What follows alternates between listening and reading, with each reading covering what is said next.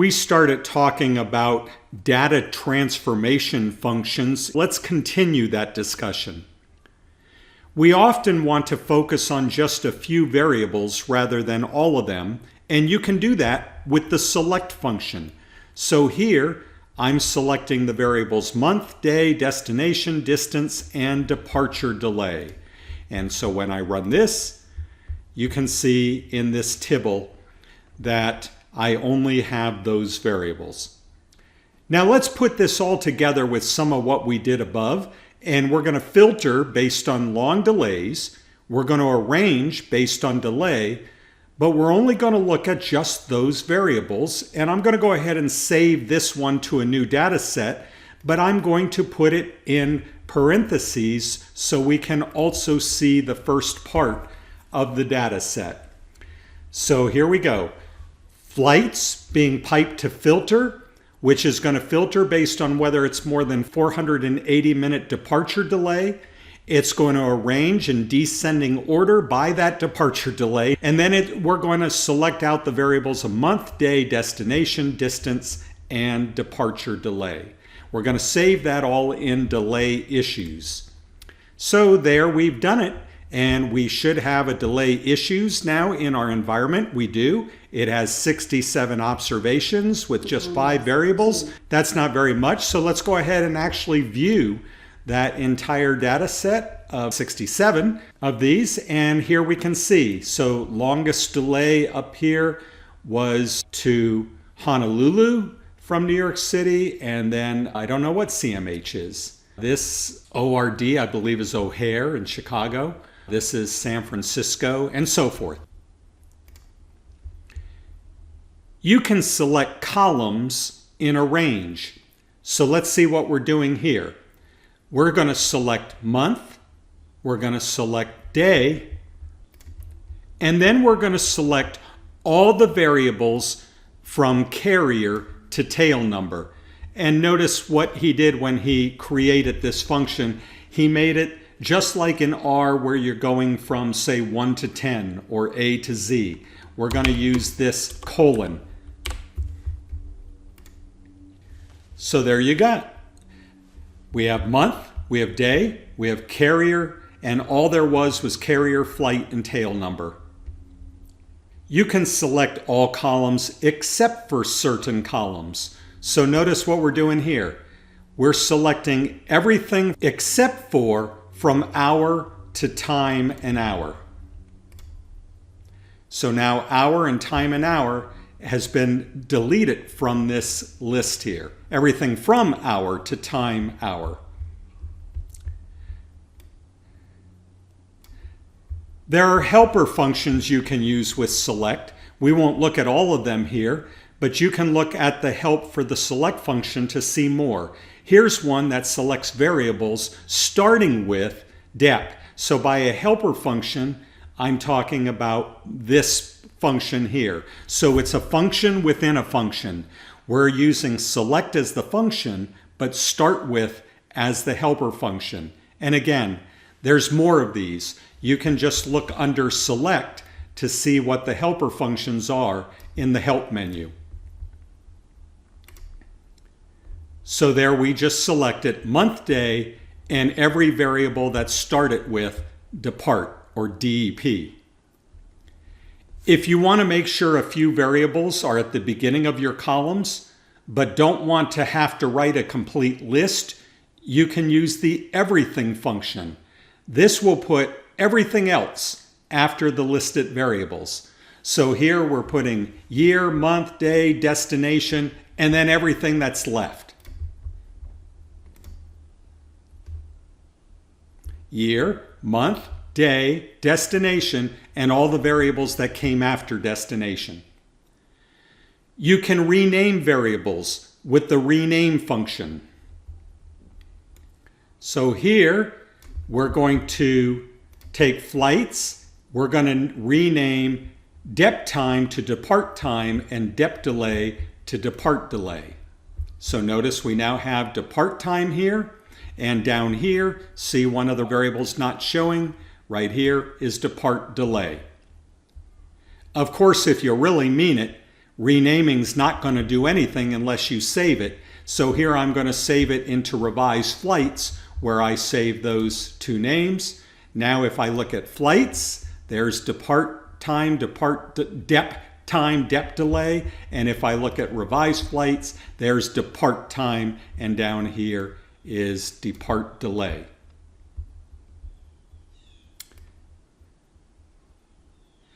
We can use the mutate function to create new variables that are functions of existing variables. So let's calculate two new variables for the New York City flights data. The first will be how much time that planes were able to make up, that is gain, during the flight when we were delayed. The second will be the average speed in miles per hour. So look what I'm doing here. I'm piping flights, and I'm going to use mutate, and in my mutate I'm doing two functions that create two new variables.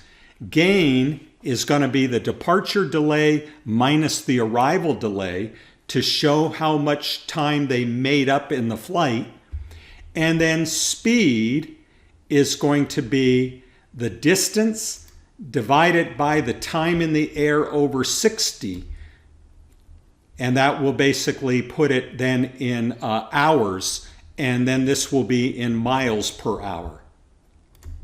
I'm going to save that in new flights.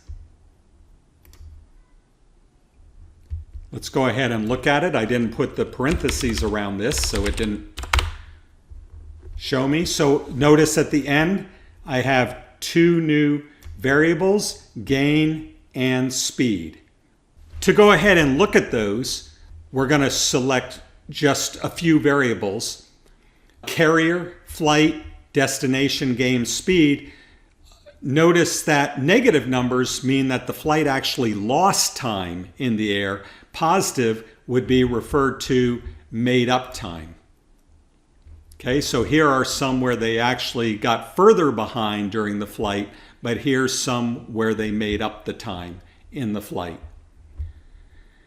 The mutate function will add the new variables to the data set. The function transmute works just like mutate, except only keeps the new variable. So here I'm going to use the exact same commands that I did for mutate, but instead of adding them to the data set, I want it to be the new data set. And so here I'm taking and storing it in small flight info. I'm just storing two variables, gain and speed.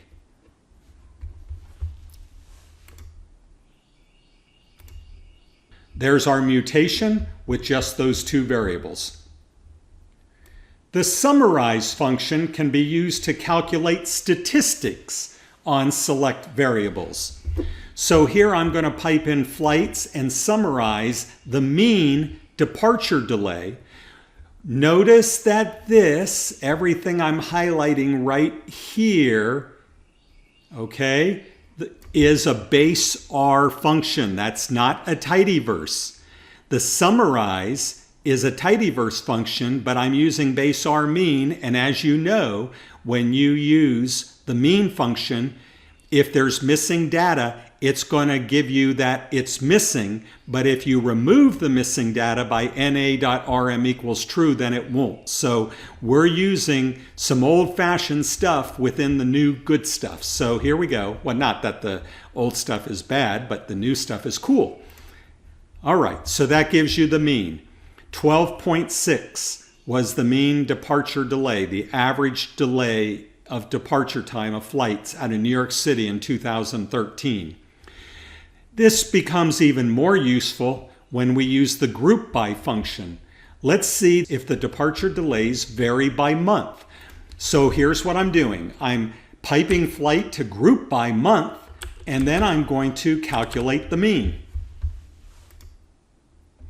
Here you can see the mean delay per month, and we can see which months had a higher average delay and which months are best for flying in. It looks like November, surprising to me with Thanksgiving, has fewer delays than any of the other months.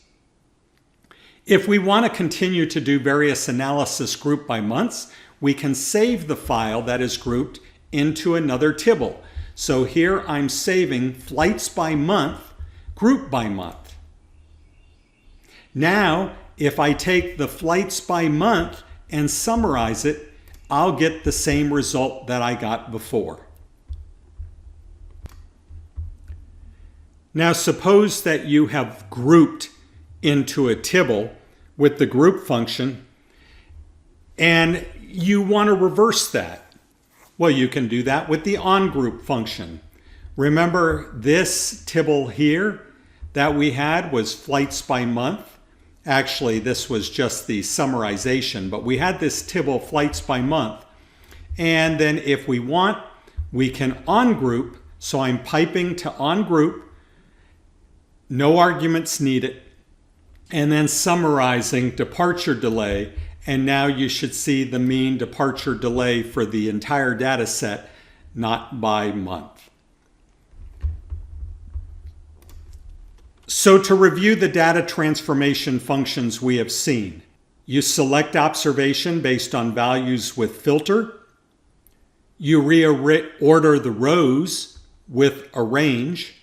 You pick variables based on their names with select.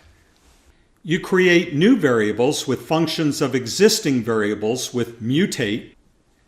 You create new variables and keep only those variables with transmute. Collapse values down to a single summary with summarize. Group data based on variables with group by. And onGroup data that has been previously grouped with onGroup. In the next part, I want to use these in various combinations and create some graphs just to give you some idea of the cool things that you can do with these data transformation functions.